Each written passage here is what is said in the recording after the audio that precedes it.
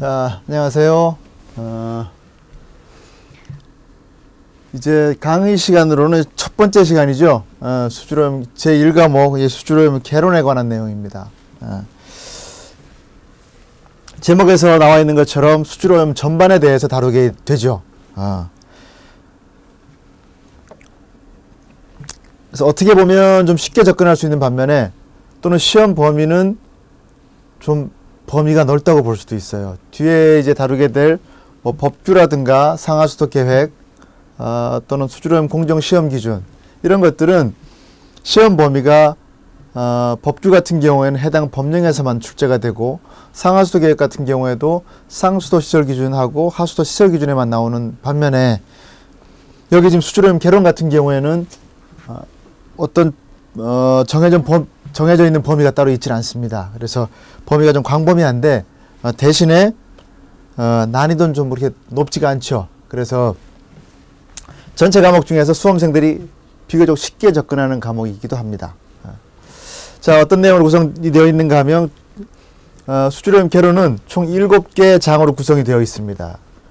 이번 시간에 다루게 될 물의 특성 및 수자원에서부터 수주로염 현상, 수질화학, 수질생물학, 수자원 관리, 하천, 호수, 해역에 대한 수자원 관리에 대한 내용들, 그리고 이제 수처리에 대한 일반적인 사항, 이렇게 다뤄보면 됩니다.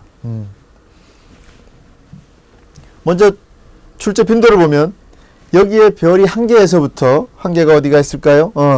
별이 하나에서부터 2개, 3개, 별이 5개까지 있습니다. 별이 5개, 뭐 침대 회사의 광고 카피 같은데, 별이 5개는 매회 출제되는 겁니다.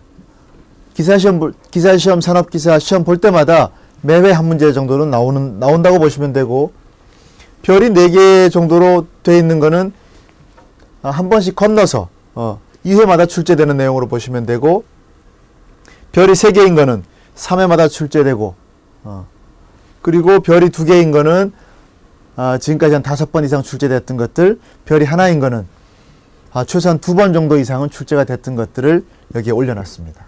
그래서 뒤에 또 내용이 있지만 이렇게 전반적인 내용을 보실 때 여기 1과목에서는 주로 어떤 내용들이 출제가 되고 있구나 정도는 기본적으로 파악을 하시고 넘어가시면 선택과 집중이라고 그럴까요? 감을 잡기에 좀 유리하지 않을까 싶습니다. 이번 시간은 물의 특성에 대한 내용입니다. 자, 최근 6년간의 기출된 횟수를 보니까 기사는 별이 4개, 산업기사는 5개. 산업기사인 경우에는 매회 한 문제씩 나왔다는 것이고, 기사인 경우에는 매회는 아니지만 한 번 건너 정도, 2회마다 한 번씩, 한 번 건너 정도만은 매번 시험에 나왔다고 볼 수 있죠. 주로 어떤 것들이 나오는가 하면 물의 특성을 묻는 문제가 나온다. 특히 산업기사인 경우에 출제 빈도가 높다. 이렇게 되어 있습니다. 물의 특성을 이해하기 위해서는 물이 가지고 있는 수소결합, 우리가 대학교 몇 학년 때 이걸 배울까요? 한 1학년 정도에 아마 배우지 않았나 싶은데, 또는 고등학교 때도 이미 배웠었죠. 물이 가지고 있는 특성 중에 여러 가지 특성이 있는데, 그 특성을 가져오는 가장 기본적인 이유가 바로 물이 수소결합을 가지고 있기 때문입니다. 수소결합은 여기에 써 있는 것처럼 전기 음성도가 큰 플로르나, 그러니까 불소라든가 수소 또는 질소 원자 사이에 이런 불소, 산소, 질소하고 수소가 결합한 분자가 있어요. 물도 여기에 해당이 되죠.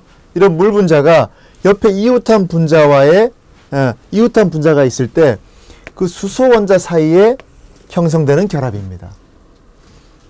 즉 분자 간에 매우 강한 결합이다 이렇게 써 있는데, 가끔씩 우리가 여기에서는 이렇게만 보면 그렇군요 하다가 이게 지문에 어떻게 나오는가 하면 물 분자는 물 분자 내에 수소 결합을 가지고 있기 때문에 매우 강한 결합을 형성한다. 이렇게 지문으로 제시가 되는 경우가 있습니다.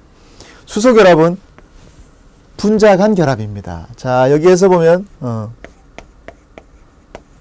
수소가 산소와 결합해서 물을 형성하고 있죠.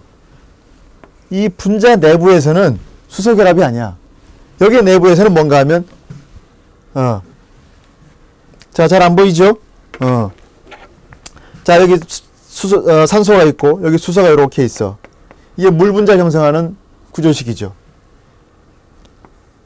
여기에 물 분자 내의 결합은 바로 우리가 알고 있듯이 공유 결합입니다.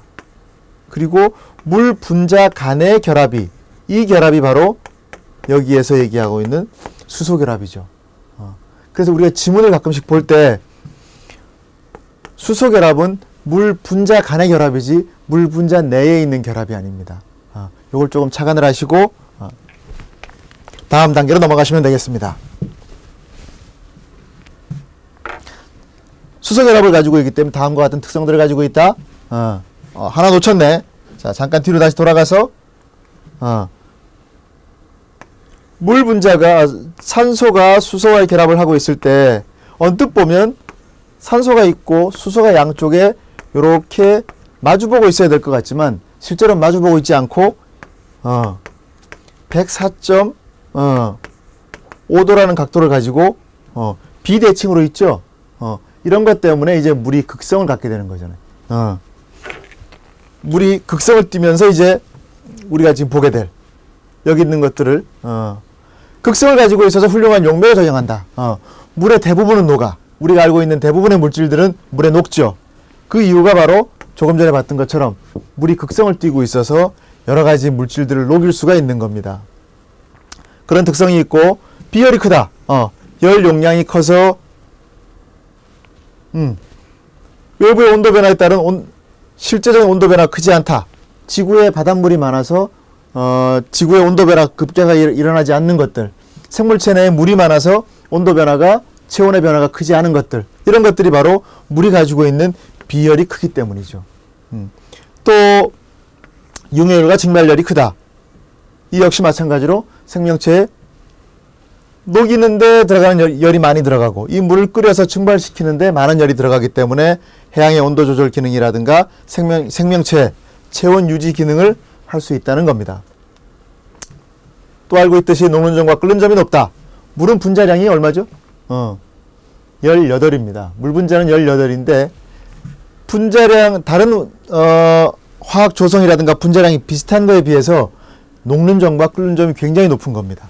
0도씨에서 녹고 100도씨에서 끓죠.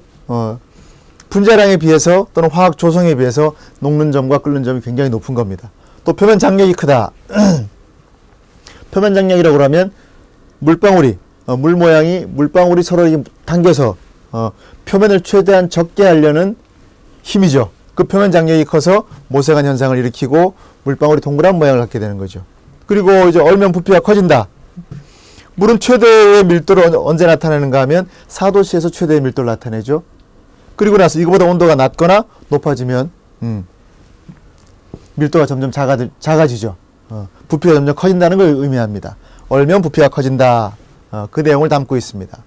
이 내용을 기초로 이제 여기에 나와 있는 물성 상수들은 우리가 반드시 익혀두셔야 될 것들입니다. 수치적으로도 익혀둬야 되고 단위가 어떤 단위를 갖는지도 같이 익혀두셔야 되죠.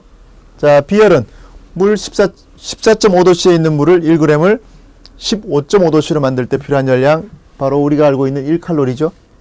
1칼로리 per gram per 도씨가 바로 비열이 되고 밀도 1cm의 섬승이 1g이 되는 것. 4도씨일 때 가장 최대가 되죠. 이거보다 온도가 올라가거나 내려가면 밀도는 낮아집니다. 녹는 점과 끓는 점 알고 있는 바와 같고 물 1g을 녹이는데 필요한 열량, 융해열 79.4칼로리. 여기 숫자는 한번 익혀두시고 갑시다. 물을 끓여서 물 1g을 수증기로 만드는 데 필요한 열량, 바로 증발열 또는 기화열이죠. 대략 540칼로리를 알고 있었지만 539칼로리가 필요하다는 거. 표면 장력, 표면 장력은 72.7 다인 per cm. 이 단위도 기억해 두시고